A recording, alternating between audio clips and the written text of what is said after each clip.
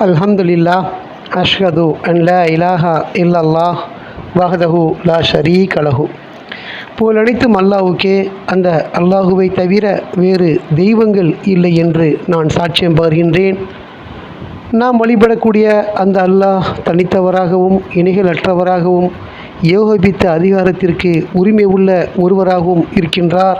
அத்தகைய நம்முடைய மகத்தான இரட்சகரை இங்கே நாம் அவரை மட்டும் கலப்படமின்றி தனித்து வழிபடுவதற்காக இந்த ஜும்மாவுடைய முதல் அமர்விலே குழுமியிருக்கின்றோம்.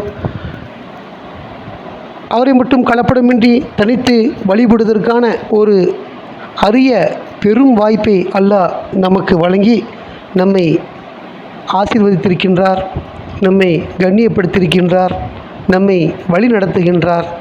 அத்தகைய மகத்தான இரட்சகரை இங்கே நாம் துதிப்பதற்காகவும் போற்றுவதற்காகவும் புகழ்வதற்காகவும் அவருடைய வார்த்தைகளில் இருந்து கற்றுக்கொள்வதற்காகவும் இந்த ஜும்மாவிலே நாம் அமர்ந்திருக்கின்றோம்.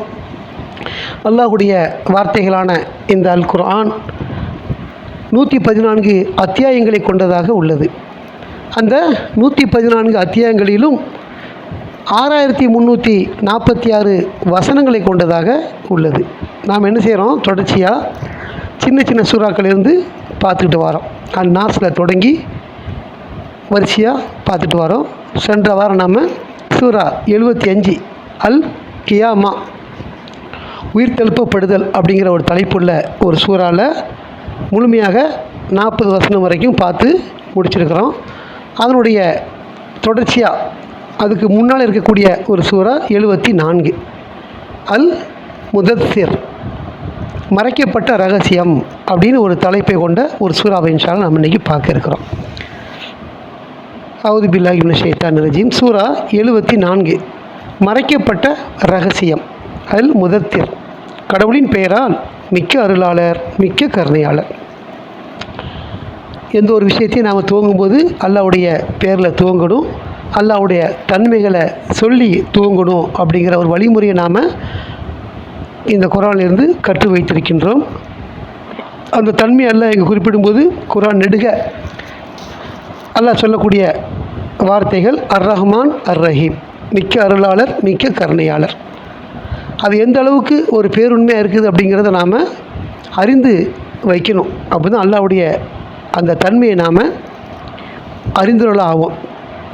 எந்த அளவுக்கு அவர் நம்ம மேலே அருளாக இருக்கிறாரு, எந்த அளவுக்கு அவர் நம்ம மீது கருணை கொண்டிருக்கிறாரு அப்படிங்கிறத நாம் நினச்சி பார்க்கணும். நாம் எவ்வளோ பெரிய பாரதூரமான செயல்கள் செஞ்சு ஒரு பாவியாக இருந்தாலும் நம்ம அல்லாஹ் இந்த பூமியில் ரட்சித்து வழங்கி கொண்டு பாதுகாத்து வழிநடத்தி கொண்டு இருக்கிறான்னு சொன்னால் அது எப்பேற்பட்ட அருளும் கருணையும் கிருபையுமாக இருக்கும் அப்படிங்கிறத நம்மளால் உணர முடியும். நம்மளாம் அதுக்கு தகுதியானவங்களா அப்படின்னு கேட்டால் உண்மையிலே ரொம்ப தூரமானவங்க, அல்லாஹ்வுடைய கருணைக்கும் அருளுக்கும் ரொம்ப தூரமானவங்க. ஆனால் அல்லாஹ் நம்மளை அதையெல்லாம் தாண்டி நம்முடைய பாவங்களெல்லாம் மன்னித்து அவருடைய அருளுக்கும் கருணைக்கும் உள்ளே நம்மளை வச்சிருக்கிறாருன்னா அது ஒரு மாபெரும் கிருபையாக இருக்குதுங்கிறத நம்மளால் உணர முடியும். அப்படிப்பட்ட இரட்சகர் முதல் அந்த ஒவ்வொரு சூறாவையும் துவங்கும் பொழுது பிஸ்மில்லாஹிர் ரஹ்மானிர் ரஹீம் சொல்லி துவங்குறாரு. அதை நம்ம படிக்கும்போதும் பார்க்கும் பொழுதெல்லாம் நமக்கு அந்த ஞாபகம் வரணும், அல்லாஹ் நம்ம மேலே எவ்வளவு கருணை உள்ளவராக இருக்கிறாரு, கிருபை உள்ளவராக இருக்கிறாரு அப்படிங்கிறத நாம் நினைவுபடுத்தி பார்க்கணும். இந்த சூறானுடைய முதல் வசனம் யா ஐயுஹல் முதத்திர் கும் ஃப அன்திர் அப்படின்னு ஒரு துவக்கு போயிட்டுருக்கும். அதனுடைய அர்த்தம் என்னென்னா, மறைக்கப்பட்ட ரகசியமே உன்னைத்தான். யா ஐயோ, யா அண்ணா ஒரு விழிச்சொல், கூப்பிடுறது. நம்ம யா அல்லா அப்படின்னு சொல்கிறோம்ல, யா அல்லான்னா அல்லாவே தமிழில் சேர்ந்து வந்துடும். ஏ அல்லா அப்படிங்கிறது தான் அல்லாவே நம்ம சேர்த்து சொல்கிறோம். அதே மாதிரி இங்கே யா ஐயுகள் அப்படிங்கிறது வந்து குறிப்பிட்ட அந்த ரகசியத்தை நோக்கி அல்லாஹ் சொல்கிறார். மறைக்கப்பட்ட ரகசியமே உன்னைத்தான் அப்படின்னு சொல்கிறார். குர்ஆனில் மறைக்கப்பட்ட ரகசியம்னு ஒன்று இருக்குது. அதை தான் அதை நோக்கி அல்லாஹ் நினைக்கிறது, அதை அழைக்கிறார். யா ஐயுகள் முதத்திர், மறைக்கப்பட்ட ரகசியமே உன்னைத்தான் அப்படிங்கிறாரு. அது என்ன ரகசியம் அப்படிங்கிறது இப்போது சமீப காலத்தில் நம்முடைய காலத்தில் வெளிப்படுத்தப்பட்ட ஒன்றா இருக்குது. குர்ஆன் வந்து மறைக்கப்பட்ட ரகசியம் என்னென்னா 19 என்ற ஒரு கணித அற்புதத்தில் கட்டமைக்கப்பட்ட குரானாக இருக்குது. அது ஒரு கோடு குறியீடில் இருக்குது. குரான் வந்து மனித சக்திக்கு அப்பாற்பட்ட முறையில் எழுதப்பட்டதாக இருக்குது, அமைக்கப்பட்டதாக இருக்குது. அந்த அற்புதங்கள் பின்னி பிணைந்து இருக்குது. எவ்வளோ பின்னி பிணைந்து இருந்தாலும் அதை பார்ப்பதற்கும் அதை நம்ம வந்து புரிந்து கொள்வதற்கும் எளிதாக அல்லாஹ் ஆக்கி வச்சிருக்கிறாரு அப்படிங்கிறத நாம் அறிஞ்சு வச்சுருக்கிறோம். அந்த அற்புதத்தை நோக்கி தான் அல்லாஹ் சொல்கிறாரு, யாயுகள் முதத்தீர், ஓ மறைக்கப்பட்ட ரகசியமே அப்படின்னு சொல்லி சொல்கிறார். உன்னைத்தான் அப்படிங்கிறார். என்ன ரகசியம் அப்படின்னா அது 19 சம்மந்தப்பட்ட ஒரு ரகசியமாக இருக்குது. குரானில் 19 என்ற ஒரு கணித ரீதியான எழுத்து வடிவில் கணித ரீதியான அமைப்பில் இந்த குரான் இருக்குது அப்படின்னு சொல்லி நம்ம பார்க்குறோம். அதாவது எழுத்துக்கள் மூலமாக நிறைய பொய்கள் பிழைகளை எழுதலாம், வரலாறை திரிக்கலாம். ஆனால் கணிதத்தின் மூலமாக நம்ம என்ன செய்ய முடியாது, அந்த உண்மையை மறைக்க முடியாது. கணிதம் எழுத்தும் எண்ணும் ஒரு சேர அமைய பெறாதுல்ல. மொழிகள் பலவிதமாக இருக்குது உலகத்தில். எவ்வளோ நமக்கு அறிந்த மொழி அறியாத மொழி இருக்குது. அதில் ஒரு மொழி அல்லாஹ் தேர்ந்தெடுத்திருக்கிறார். இந்த அரபி மொழியும் ஒரு எல்லா காலத்திலும் இருந்த ஒரு மொழியாக இருக்குது. அதன் மூலமாக ஒரு வேதத்தை இருக்கும் பொழுது அது ஒரு எண்ணும் எழுத்தும் ஒரு சேர அமைச்சு வச்சுருக்கிறாருங்கிறத நம்ம அறிஞ்சிருக்கிறோம். அதில் நம்ம சிம்பிளாக எளிமையான உண்மைகளாக நம்ம நிறைய பார்க்குறோம். இந்த குரானை பொறுத்த வரைக்கும் எளிய உண்மைகள் அப்படிங்கிறத நம்ம அல்லாஹ் நமக்கு நிறைய ஒரு சின்ன சின்ன இண்டிகேஷன்லேயே மக்கள் புரிந்து கொள்வதற்கு அது ஒரு முதல் படித்தரமாக இருக்குது. அதாவது இந்த குரான் 114 அத்தியாயமாக இருக்குது. அது எப்படி 19 இருக்குதுன்னா 19 மடங்காக இருக்கும், 19 அடுக்காக இருக்கும். 114 டிவைடட் பண்ணால் 19ல் அதுக்கு ஒரு மிச்சமும் மீதியும் இல்லாமல் ஒரு விடை வரும். லா துபிக்கி வலா ததர், அது விட்டுவிடவும் செய்யாது, பாக்கி இருக்காது. லா துபிக்கி பாக்கி இருக்காது, விட்டு விடவும் செய்யாது அப்படின்னு சொல்லி நம்ம ஒரு கணக்கு போடுறோம்ல, வகுத்தல் கணக்கு. அதில் வந்து ஈவு எவ்வளோன்னு கணக்கு பார்க்குறோம். அது மிச்சம் இல்லாமல் வகுக்கும். சம்டைம் வெவ்வேறு பலவிதமான கணக்குகள் அந்த புள்ளி வச்சு மிச்சம் வரும். இந்த குரானை பொறுத்த வரைக்கும் எல்லா விஷயங்களும் 19 கட்டமைக்கப்பட்டிருக்குதுன்னா எதை எடுத்து பார்த்தாலும் நமக்கு அது 19 அடுக்காக இருக்குமே தவிர மிச்சமோ மீதியே இல்லாமல் இருக்கும். அந்த ஒரு வார்த்தை அல்லாஹ் அப்படிங்கிற வார்த்தையை 2698 தடவை இருக்குது. அது டிவைடட் பை 19 இருக்கும். 114 அத்தியாயம் இருக்குது. அது 19 ஒரு மடங்காக இருக்கும். 19 × 6. பிஸ்மில்லா அப்படிங்கிறது முதல் ஒரு வாசகமாக இருக்குது. அது 19 எழுத்துக்களை கொண்டதாக இருக்குது.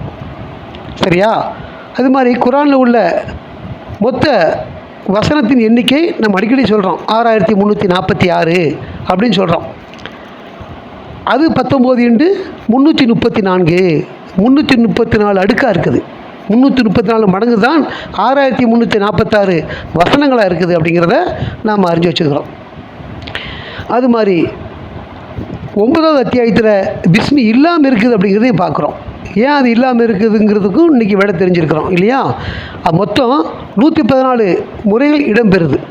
பிஸ்மி வந்து 9ல் வரலன்னா 113 தானே இருக்கணும். ஆனால் 114 முறை எப்படி வருதுன்னு கேட்டால் பிஸ்மில்லா இன்னொரு நம்மளே 27வது அத்தியாயத்தில் ஒரு பிஸ்மில்லா இருக்கிறத பார்க்குறோம் இல்லையா? அந்த சாலமனுக்கு ஒரு அரசி, சபா நாட்டின் அரசி ஒரு கடிதம் எழுதுகிறாங்க. அந்த கடிதத்தில் முதல் வாசகமாக பிஸ்மில்லாஹிர் ரஹ்மானிர் ரஹீம் இருந்தது அப்படிங்கிறத அல்லாஹ் சொல்கிறாரு. அதை சேர்க்கும்போது நமக்கு என்ன ஆகுது, 114 முறை பிஸ்மில்லா வந்ததாக நம்ம பார்க்குறோம். இப்படி நிறைய அதை 19 அடுக்காக நம்ம பார்க்கலாம். அது தனியாக ஒரு டாபிக். இப்படிப்பட்ட எளிய உண்மைகள் நிறைந்த ஒரு குரானாக இருக்குது. அதை அடிப்படை நம்ம பார்த்துட்டோம்னு சொன்னால் அது 19 பற்றி நமக்கு இன்னும் வேறு என்னென்ன தகவல் இருக்குதுன்னு பார்க்கலாம். அலிஃப் லாம் மீம் எடுத்துட்டாலும் சரி, ஹாமீம், நூன், காஃபு, முத்திரை எழுத்துக்கள் உள்ள அந்த எழுத்துக்கள் அதை வச்சு அல்லாஹ் நிறைய அற்புதங்களை இந்த குரானை நிகழ்த்தியிருக்கிறாரு. ஒரு சூறா காஃப்னு எடுத்துட்டோம்னு சொன்னால் அந்த சூறாக்குள்ளே நிறைய வார்த்தைகள் இருக்கும். அந்த வார்த்தைகளுக்குள்ளே சில காஃபுகள் இருக்கும். அது எத்தனை காஃப் அப்படி எண்ணி பார்த்தோம்னா சூறா 50ல் 57 காஃப் இருக்கும். 19 × 3.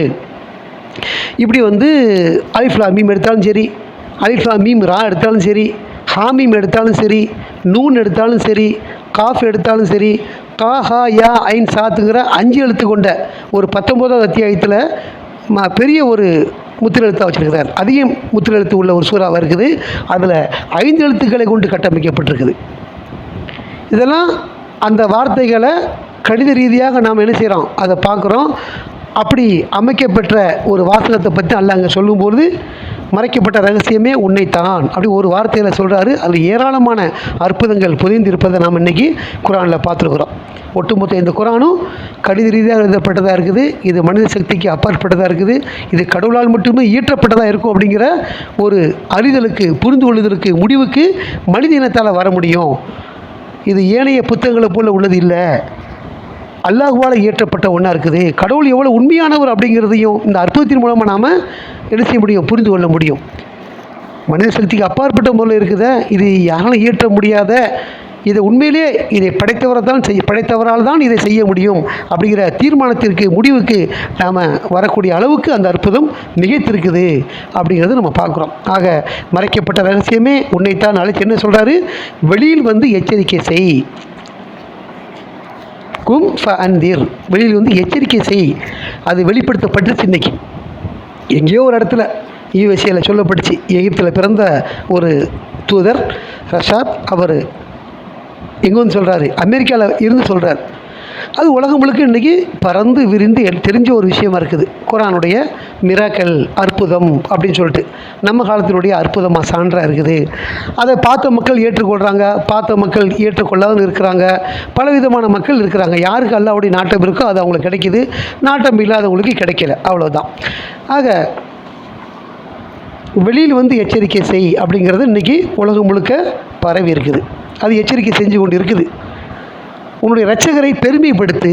அதன் மூலமாக நாம் இந்த அற்புதத்தை அறிந்து கொண்டோம்னு சொன்னால் கடவுளை உண்மையிலே பெருமைப்படுத்தாமல் இருக்க மாட்டோம். இப்பேற்பட்ட ஒரு அற்புதமாக இருக்குது அப்படிங்கிறத நாம் வந்து புரிஞ்சு வச்சுருக்கிறோம், அறிஞ்சு வச்சுருக்கிறோம். அந்த அற்புதம் உண்மையிலேயே கணித ரீதியான அற்புதம் சொல்கிறோம். 1லிருந்து 9 வரைக்கும் எழுத்துக்கள் நம்ம 0 முதல் தொடங்குது. 0 தொடங்கி 1லிருந்து 9 வரைக்கும் வருது. அதை கொண்டு ஒட்டுமொத்த கணிதமும் இருக்குது. அது 1000 எடுத்தாலும் சரி, எவ்வளோ எடுத்தாலும் இந்த நம்பருக்குள்ளே தான் இருக்கும், அந்த டிஜிட்டுக்குள்ளே தான் இருக்கும். அந்த எண்களை படைத்தவரும் அவராக தான் இருக்கிறாரு. அந்த எண்ணும் மொழியில் அந்த விஷயங்கள் சொல்லப்படுது, அந்த மொழியை அவர் படைத்தவராக இருக்கிறாரு. ஒரு மொழி அவர் தான் படைத்தார்னு சொன்னால் ஒட்டுமொத்த மொழிக்கும் நாம் என்ன வந்துடுவோம், தீர்மானத்துக்கு வந்துடுவோம், எல்லாத்தையும் அவர் தான் படைத்தார் அப்படின்னு சொல்லிட்டு. இது மாதிரியான விஷயங்கள் தெரிய வரும்பொழுது நாம் நம்முடைய என்ன செய்யணும், படைச்சுக்கிறேன் பார்த்து எவ்வளோ பெரிய பிரம்மாண்டமானவராக இருக்கிறாரு, எவ்வளோ ஞானமிக்கவராக இருக்கிறாரு, எவ்வளவு படைப்புகளை தன் கைவசம் வச்சிருக்கிறாரு, எப்பேற்பட்ட படைப்பாளராக இருக்கிறாரு, எவ்வளவு வடிவங்கள், எவ்வளவு உயிர்கள், எவ்வளவு நடமாடக்கூடிய உயிர்கள், எவ்வளவு அசையும் உயிர்கள், அசையா உயிர்கள்னு பலவிதமாக இருக்குது. வானம், பூமி, கிரகங்கள், சூரியன், சந்திரன், நட்சத்திரங்கள், கோள்கள், இந்த சின்ன ஒரு துகளில் வாழக்கூடிய மனிதர்கள், இதில் ஏராளமான கட்டிடங்கள், இதில் பலவிதமான படைப்புகள், காற்று, நீர், நிலம், உடை, உணவு, அப்படி இதெல்லாம் நம்ம நினச்சி பார்க்கும் பொழுது நாம் அல்லாஹ் என்ன செய்வோம், பெருமைப்படுத்தாமல் இருக்க மாட்டோம்.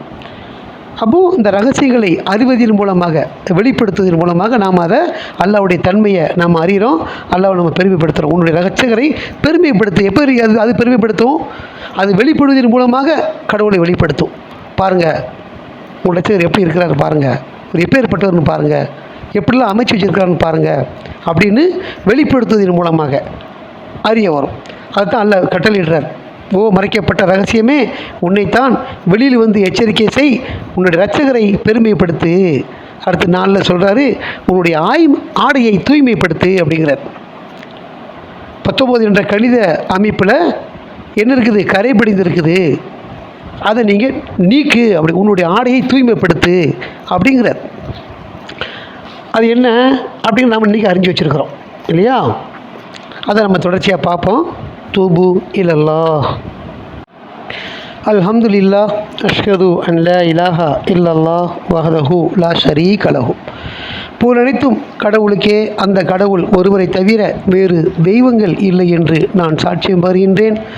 நாம் வழிபடக்கூடிய அந்த அல்லாஹ் தனித்தவராகவும், இணைகள் அற்றவராகவும், ஒருவராகவும், ஏகோபித்த அதிகாரத்திற்கு உரிமை உள்ளவராகவும் இருக்கின்றார். அத்தகைய நம்முடைய மகத்தான இரட்சகரை இங்கே நாம் வழிபடுவதற்காக குழுமியிருக்கின்றோம். அவருடைய வார்த்தைகளிலிருந்து கற்றுக்கொண்டிருக்கின்றோம். அல்லாஹ் எதனை நமக்கு கற்றுத்தர நாடுகின்றாரோ அதனை கற்றுக்கொள்ளக்கூடியவர்களாக இங்கே நாம் அமர்ந்திருக்கின்றோம். அவுது பில்லாஹி மினஷ் ஷைத்தானிர் ரஜீம். சூரா 74 வசனம் சூரா 74 வசனம் 4. உன்னுடைய ஆடையை தூய்மை செய் அப்படிங்கிறத பற்றி நாம் வார்த்தையில் சொல்லியிருந்தோம். அது என்ன தூய்மை அப்படின்னா, இந்த குர்ஆன் அல்லாஹ்வுடைய வேதமாக இருக்குது. இந்த வேதத்தில் கரைபிடிந்ததாக இருக்குது, கையாடல் செய்யப்பட்டதாக இருக்குது, இடைச்செருகல் செய்யப்பட்ட வசனங்கள் உள்ளது அப்படிங்கிறத அதை தான் அல்லாஹ் என்ன சொல்கிறாரு, கரைங்கிறாரு, அதை தூய்மை செய்யும்படி சொல்கிறார். அது என்ன அப்படின்னா 9வது அத்தியாயம் பிஸ்மி இல்லாத ஒரு அடையாளமாக அல்லாஹ் வச்சுருக்கிறார். ஏன் அதில் கரை, எதில் கரை படிஞ்சிருக்குன்னா பிஸ்மி இல்லாத அந்த சூறா 9ல் கரை படிஞ்சிருக்குது. ஒட்டுமொத்த சூறாக்கள்லேயும் ஒவ்வொரு சூறாவுக்கும் ஒரு முடிவுன்னு ஒன்று இருக்குது. அல் ஃபாத்தியானா 7ல் முடியும், அல் பக்ரானா 286ல் முடியும், ஆல இம்ரான்னா 200ல் முடியும் அப்படின்னு வரிசையாக கணக்கு இருக்குது. அந்நாஸ் 114 அத்தியாயம், அந்நாஸ் சொல்லக்கூடிய ஒரு சூறா 6 வசனத்தில் முடியும் இருக்குது. 9வது அத்தியாயத்தில் குர்ஆன் அடிப்படையில் பார்க்கும் பொழுது அது 127 வசனங்களை கொண்டதாகத்தான் உள்ளது. அதுக்கு ஏராளமான கணித ரீதியான ஆதாரங்களை ரசாத்துங்க கொடுத்துருக்கிறாரு. நம்ம அதை அப்பெண்டிக்ஸ் 24 பார்க்க முடியும். அட்டவணை 24 நிறைய ஆதாரம் கொடுத்துருப்பார். ஒவ்வொரு சூறா எப்படி அமையப்பட்டிருக்கு, ஒவ்வொரு சூறாவுடைய முடிவில் என்ன வார்த்தைகள் இருக்குது, என்ன எழுத்து இருக்குது, இந்த சூறாவில் அது மாதிரி இது அமைஞ்சிருக்குதா அமையாமல் இருக்குதா அப்படிலாம் பார்க்கக்கூடிய அளவில் கொடுத்துருப்பார். நிறைய அட்டவணைகள், டேபிள்ஸ் அதில் இருக்கும். அப்போ அதில் என்ன கூடுதலாக கரை படிந்திருக்குன்னா 128 மற்றும் 129 2 வசனங்கள் சேர்க்கப்பட்டதாக இருக்குது அப்படிங்கிறத நம்ம பார்க்குறோம். அது வெறுமனை மட்டும் சொல்லாமல் வரலாற்று ரீதியாகவும் என்னவாக இருக்குது, சேர்க்கப்பட்டதுங்கிறத பார்க்குறோம். அதன் மூலமாகத்தான் நிறைய அலி ஆயிஷா 2 பேருக்கு மத்தியில் பிரிவு ஏற்பட்டு போர் நடந்ததாக பார்க்குறோம். இன்றைக்கும் இந்த குர்ஆனுடைய மூலப்பிரதி இங்கே இருக்குது, டாக்ஸன் இருக்கு இல்லையா, அங்கே இருக்குது, துருக்கியில் இருக்குதா, அந்த மியூசியத்தில் இருக்குது. அது என்ன இடம், அது ஒரு பிளேஸ், அந்த இடம் எனக்கு ஞாபகம் இல்லை, அங்கே இருக்குது. அங்கே இந்த வசனம் இருக்குதான்னு அந்த மூலக்குறளை பார்த்தோம்னா அந்த பேப்பர் கிழிக்கப்பட்டிருக்குது. ஏன் கிழிக்கப்பட்டிருக்குது, அது குர்ஆன் இல்லை, அதில் தான் பிரச்சனையே. அந்த பக்கம் கிழிக்கப்பட்டிருக்குது அப்படிங்கிறதையும் வரலாறு சொல்லக்கூடியதாக இருக்குது. இப்படி நிறைய ஆதாரங்கள் இருக்குதுங்கிறத பார்க்குறோம். அதை தூய்மை செய்யும்படி எல்லாம் கட்டளையிடுறார். உன்னுடைய ஆடையை தூய்மை செய் அப்படிங்கிறார். அப்போ குர்ஆனில் எதுவுமே இல்லை புகழை அப்படின்னா எப்படி அல்லாஹ் அந்த வார்த்தையை பயன்படுத்த முடியும்? இந்த குர்ஆனை அல்லாஹ் 15:9 சொல்கிறார், நாமே இறக்கினோம் நாமே பாதுகாப்போம் அப்படிங்கிற வார்த்தை இருக்குதே. அல்லாவே பாதுகாக்கக்கூடிய ஒரு குர்ஆனில் எப்படி இடைச்செருகல் ஏற்படுங்கிற கேள்வியை எதிராளிகள் கேட்குறாங்க. நாமே பாதுகாப்போம்னு அதுக்கு என்ன அர்த்தம்? அல்லாஹ்வுடைய இறக்கிய அந்த குர்ஆனில் எந்த விதமான தவறும் உட்படாதுன்னா அந்த வார்த்தையை சொல்ல வேண்டிய அவசியமே இல்லையே. அதான் எதுவுமே வராமல் இருக்கும் பொழுது நான் பாதுகாப்பேன்னு ஏன் சொல்லணும்? அப்போது அங்கே இடைச்செருகல் வரும், சேர்க்கக்கூடியது வரும். அப்படி வந்துச்சுன்னா நான் பாதுகாப்பேங்கிற உத்தரவாதத்தை அல்லாஹ் அங்கே தரார். நாம் இறக்கினோம் நாமே பாதுகாப்போம். எப்போ? இந்த கரைகள் படியும் பொழுது பாதுகாப்போம் அப்படின்னு சொல்கிறார். இந்த 2 வசனங்கள் மட்டும் இல்லாமல் இன்னும் வெவ்வேறு சூறாக்களில் சில வார்த்தைகளை மாற்றி வச்சுருக்கிறாங்க. பஸ்தத்தன் அப்படிங்கிற வார்த்தையை நம்ம பார்க்குறோம். அதில் சீனுக்கு பதிலாக சாத்து இருக்குது அப்படிங்கிறத பார்க்குறோம். அது இல்லாமல் அதை எப்படி கன்ஃபார்ம் பண்ண முடியுங்கிறதுக்கும் அந்த 19 என்ற கணித ரீதியான கணக்கு இருக்குது. அதன் மூலமாக உறுதி செய்ய முடியும். வெவ்வேறு இடங்களில் அந்த வார்த்தையை எப்படி பயன்படுத்தியிருக்கிறாங்க அப்படின்னு பார்த்தாலும் நம்மளால் உறுதி செய்ய முடியும். இப்படி பிஸ்மில்லா அப்படிங்கிறது வெவ்வேறு அமைப்பில் எழுதப்பட்டிருக்குது. எல்லா பிஸ்மியும் ப சி மீம் அப்படின்னு எழுதப்பட்டிருந்தாலும், அதாவது ஒவ்வொரு தலைப்பில் பார்க்குறோம்ல 3 எழுத்துக்கள் கொண்ட பிஸ்மி. அதே மாதிரி 27 அத்தியாயத்தினுடைய அந்த பல்கிஸ் அந்த சபா நாட்டின் அரசு எழுதிய கடிதத்துலேயும் அந்த பிஸ்மி ப சி மீம் தான் குர்ஆனுக்குள்ளே இருக்குது. ஆனால் ஒரு இடத்துல அந்த பிஸ்மிங்கிற வார்த்தை பி இஸ்மி ப அலீப் சி மீம் எங்கே இருக்குது? இக்ரா பிஸ்மியில் இருக்குது. முதல்ல இறங்கி ஒரு சூறா இக்ரா பிஸ்மி. எல்லாம் பேசும்போது உச்சரிக்கும் போது பிஸ்மி தான். எழுத்து வடிவத்தில் பி இஸ்மின்னு இருக்கும், அலீப் இருக்கும் அந்த இடத்துல. அது பிஸ்மி தான் வாசிப்போம். அது குர்ஆன் அடிப்படையிலையும், அதாவது இலக்கிய அடிப்படையிலையும், அரபிய மொழி அடிப்படையிலையும் பி இஸ்மிங்கிறது தான் கரெக்டு.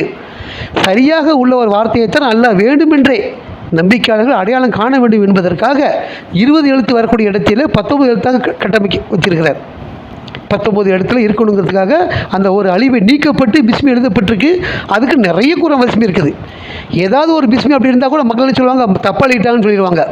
ஆனால் ஏராளமான பிஸ்மிகள் அந்த பிஸ்மி சி மீம்ங்கிற 3 எழுத்து கொண்டதாக தான் இருக்குது இல்லையா? 114 பிஸ்மியும் இந்த பிஸ்மி மட்டும்தான் மாற்றமாக இருக்குது அப்படிங்கிறது நம்ம பார்க்குறோம். அப்போ அதெல்லாம் ஏன் அப்படி எழுதப்பட்டிருக்குது அப்படிங்கிறது நம்மளால் என்ன செய்ய முடியும்? அதை புரிந்து கொள்ள முடியும், அறிந்து கொள்ள முடியும். இப்படி அந்த வார்த்தைகள்லையும் தவறு பண்ணியிருக்கிறாங்க அப்படிங்கிறதையும் நம்ம பார்க்குறோம். 2 வசனமும் சேர்க்கப்பட்டது அப்படிங்கிறதையும் பார்க்குறோம். இந்த 2 சேர்க்கப்பட்டதுன்னு வெறுமனே நம்ம சொன்னோம் வச்சுக்கவேன், மக்கள் மத்தியில் பெரும் குழப்பம் வரும். நம்ம ஆதாரத்தோடு சொல்கிறோம். குரானில் எல்லா வாசகங்களும் எடுத்துங்க. அல்லாஹ்னு எடுத்துட்டிங்கன்னா அந்த 6346ல் 2697 தடவை வந்துடும். அது 19 மடங்காக இருக்கும். இந்த 2 வசனத்தில் உள்ள அல்லாஹ்வை சேர்த்தோம்னா ஒட்டுமொத்த 19ம் என்ன செய்யும்? அந்த கட்டமைப்பு கலைந்து போயிடும் அப்படிங்கிறத பார்க்குறோம். ஒரு சூறாவுடைய முடிவில் என்ன முடியுது? நூலில் முடியுதுன்னா எல்லா சூறா முடியும் எடுத்து பாருங்கள், அது 19 இருக்கும்.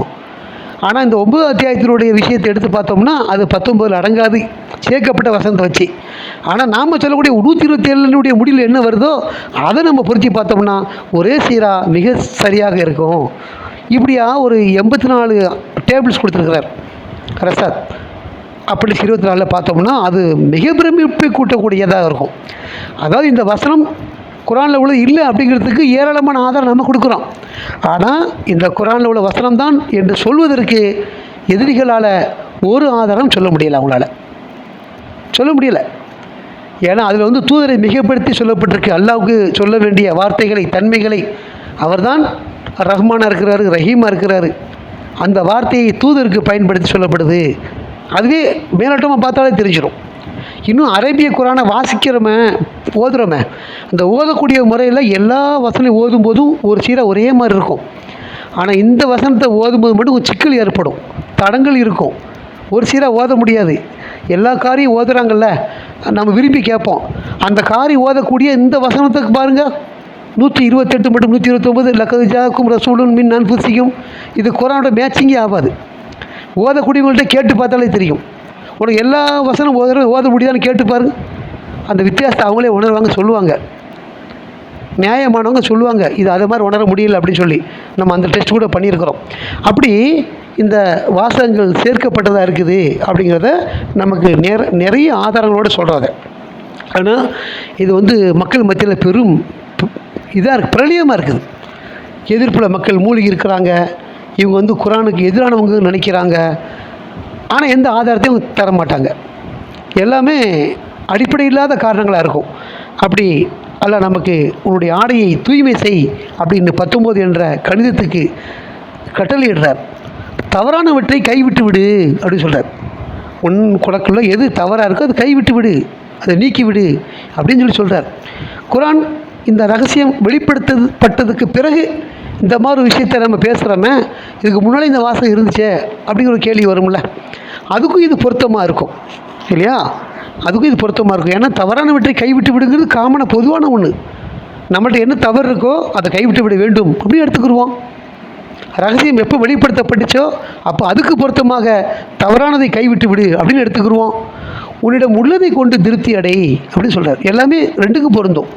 நம்மக்கிட்ட என்ன இருக்கோ அதை கொண்டு திருப்தி அடைய வேண்டும். இல்லாததை கண்டு புலம்பக்கூடாது.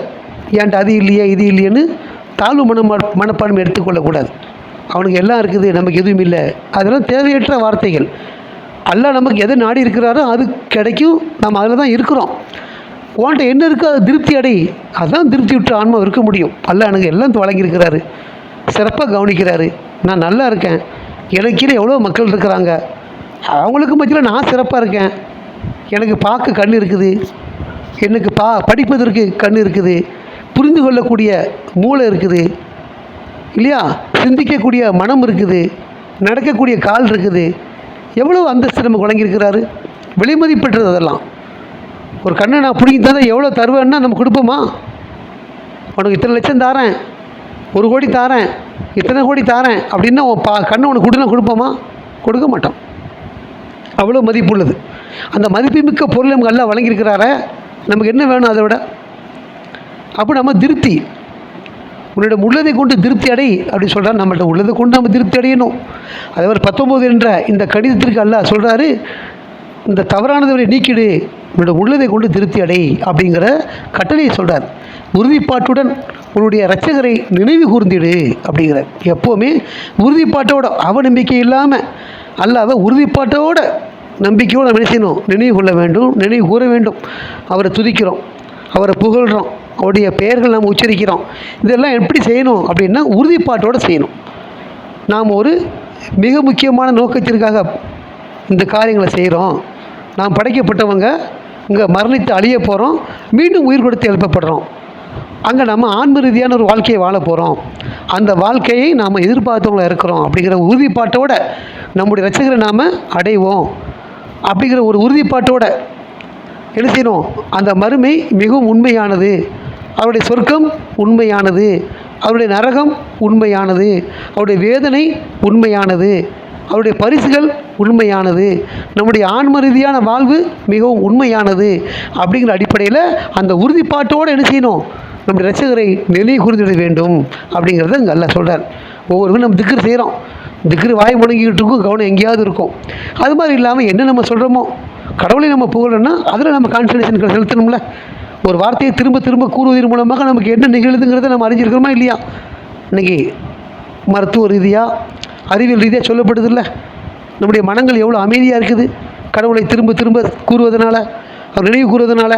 மனங்களில் வெவ்வேறு அழுக்குகள், வெவ்வேறு கஷ்டங்கள், வெவ்வேறு சஞ்சலங்கள், வெவ்வேறு விஷயங்கள் நம்மளை போட்டு அழுத்திக்கிட்டு என்ன செய்யும்? தூக்கம் வராமல் படுத்திக்கிட்டு இருக்கும். இதுக்கெல்லாம் தீர்வு என்ன? அலாபி திக்ர் இல்லாஹி தத்துமை இன்னல் குழு அப்படின்னு சொல்கிறார். கடவுளை நினைவு கூறுவதன் மூலமாகத்தான் மனங்கள் அமைதி பெறுகின்றன அப்படிங்கிறார். மனம் அமைதியாக இருந்தால் தான் எல்லாம் சீராக இருக்கும். ஒரு சிந்தனைக்கோ, ஒரு விஷயத்தை பேசுகிறதற்கோ, ஒரு விஷயத்தை பார்ப்பதற்கோ, ஒரு விஷயத்துக்கு தீர்வு சொல்வதற்கோ, இல்லை நமக்கு சரியான தூக்கம் வேணும்னாலும் மனம் சாந்தியாக இருக்கணும். மனம் படபடப்பாக வச்சுட்டு என்ன செய்ய முடியாது? நம்மளால் ஒன்றுமே செய்ய முடியாது.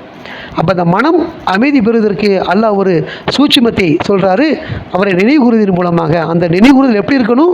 உறுதிப்பாட்டோடு இருக்க வேண்டும் சொல்கிறார். கடவுள் துதிப்பிற்குரியவர் அப்படின்னா எப்பேற்பட்ட துதிப்பிற்குரிய இருக்கிறார் நம்ம நினச்சி பார்க்கணும். நினச்சி பார்த்து என்ன செய்யணும்? சுப்ஹான் அல்லாஹ், சுப்ஹான் அல்லாஹ், சுப்ஹான் அல்லாஹ் நம்ம சொல்கிறோம். சொல்லும்போது அவர் துதிப்பிற்குரிய இருக்கிறார். எப்பேற்பட்ட படைப்பாளர், எவ்வளோ பெரிய படைப்பாளராக இருக்கிறார். இதெல்லாம் படைத்தது எவ்வளோ பிரம்மாண்டமாக இருப்பார். நமக்கு தான் கைகால் படைச்சிருக்கிறாரு. அவர் அதை தாண்டிய உள்ள ஒருத்தராக இருக்கிறாரு. நம்மை போன்ற ஒருவர் அவர் அல்ல.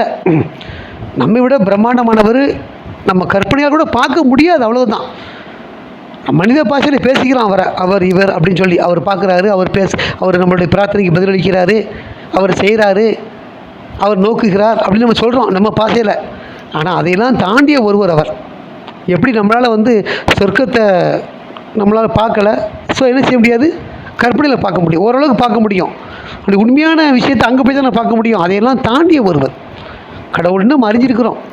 அவர் எப்பேற்பட்ட துதிப்பிற்குரியவருங்கிறத அந்த சுப்ஹான் அல்லாஹ்வுக்கு பின்னால் நிறைய வாசகங்கள் இருக்குது, கற்பனைகள் இருக்குது, விஷயங்கள் இருக்குது, நினைவுகள் இருக்குது. அதை நினைவில் கொண்டு நம்ம என்ன செய்யணும்? உறுதிப்பாட்டோடு நாம் நினைவுபடுத்தி கூற வேண்டும் சொல்கிறார். இது 7 வசனங்களில் இந்த விஷயங்கள் முடிஞ்சிருக்கு. அடுத்து பின்னால் மறுமையை பற்றி அல்லாஹ் 8ல் துவங்குறாரு. தொடர்ச்சியாக நாம் இந்த விஷயங்களை மென்மேலும் அறிந்து கொள்ள அல்லாஹ் நமக்கு அருளும் கிருபையும் செய்யணும். ஆக 19 என்ற கணித அமைப்பு, கணித ரீதியான விஷயங்கள் மக்கள் மத்தியில் தெரியாமல் இருந்தாலும் அவங்க என்ன செய்யணும்? அது தெரிவதற்கு முயற்சி பண்ணணும். அதாவது யாரோ என்னமோ சொன்னாங்கிறதுக்காண்டி கேட்டுட்டு போகாமல், இந்த மாதிரி சொல்லப்படுத அது உண்மையாக பொய்யாங்கிறத கண்டறியணும்ல. ஒருத்தன் நிற்கிறான் அப்படின்னா 3 பேர் 3 விஷயம் சொல்கிறாங்க ஒரு மனிதனை. ஒருத்தர் நிற்கிறாருங்கிறான், ஒருத்தர் படுத்திருக்கிறான்னு சொல்கிறான், ஒருத்தர் உட்கார்ந்துருக்கிறான்னு சொல்கிறான். ஒரு மனிதனால் 3 செய்ய முடியுமா? அவன் நிற்க முடியும், அல்லது உட்கார முடியும், அல்லது படுக்க முடியும். 3 தான் செய்ய முடியும். 3யுமே வெவ்வேறு மக்கள் வெவ்வேறு விதமாக சொல்கிறாங்க. அப்போ நம்ம எல்லாத்தையும் ஏற்றுக்கொள்ள முடியாதுல்ல. அது எது சரி அப்படிங்கிறத பார்க்கணும். இவங்க சொல்லக்கூடிய அந்த மனிதன் நிற்கிறானா, உட்கார்ந்துருக்கானா, படுத்திருக்கானா பார்க்கறது உறுதி செய்யணுமா இல்லையா? அதுதான் 19 பற்றி பலவிதமான அவதூறுகள் சொல்லப்பட்டாலும் உண்மையாக பொய்யா என்பதை கண்டறிய என்ன செய்யணும்? அந்த எதிரிகள் முற்பட வேண்டும். அதை கண்டதுக்கப்புறம் அவங்க ஆய்வு செஞ்சு முடிவு பண்ணால் அவனுடைய விஷயம் வேறு. ஆனால் நல்லா வழி நடத்துவார் அவங்களுக்கு. சரியான ஆன்மாவை, தகுதியான ஆன்மாவை வழிநடத்தி என்ன செய்வார், இந்த ஒளியின்பால் கொண்டு வருவார். இப்படி அல்லாஹ் நமக்கு ஏராளமான நன்மைகளை, கிருபையை நமக்கு செஞ்சிருக்கிறாரு. நாம் அனுபவித்த மக்களாக இருக்கிறோம். இன்னும் மென்மேலும் நம்முடைய வாழ்வு முடியும் வரை அல்லாஹ் நம்மை வழிநடத்தி நம்மை மீட்டுக் கொள்வதற்கு அருளும் கிருபையும் செய்வாராக என பிரார்த்தனை செய்து இந்த ஜும்மாவை நிறைவு செய்வோம். வார்த்தையின் புகழனைத்தும் அல்லாஹ்வுக்கே. மாஷா அல்லாஹ், லா குவத்த இல்லா பில்லாஹ், அல்ஹம்துலில்லாஹ்.